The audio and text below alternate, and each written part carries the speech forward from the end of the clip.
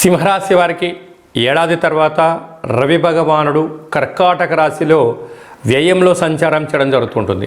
కనుక రాశాధిపతి వ్యయంలో ఉండడం వలన అనవసరమైన ఖర్చులు, హాస్పిటల్స్, ప్రమాదాలు, అప్పులు ఇవ్వడాలు, అప్పులు తెచ్చుకొని తిరిగి కట్టలేని పరిస్థితుల్లో స్థిర చరాస్తులను తొలగించుకునే పరిస్థితి ఉండడము, పోలీస్ స్టేషన్లు, కోర్టు మెట్లు, బంధువులని, మిత్రులని, సన్నిహితులని మిమ్మల్ని ప్రేరేపించడము, మీతో ఖర్చు పెట్టించి మిమ్మల్ని అప్పుల పాలు చేసే పరిస్థితి చాలా అధికంగా ఉంటుంది.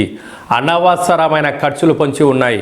కనుక ఇలాంటి కాల సమయంలో వీలైనంత వరకు మౌనం, ఏకాంతం, ఏకంగా అంటే ఒంటరిగా సూర్య నమస్కారాలు లాంటివి చేయడము, ఆధ్యాత్మికమైన ప్రయాణం ఎప్పుడైతే మీరు చేయగలరో వీటి నుంచి దూరం అవ్వడము, ప్రశాంతమైన జీవనాన్ని కాపాడుకోవడము, వేలకు తిండి, వేలకు నిద్ర, వేలకు సూర్య నమస్కారాలు చేయడం వల్ల మనోధైర్యం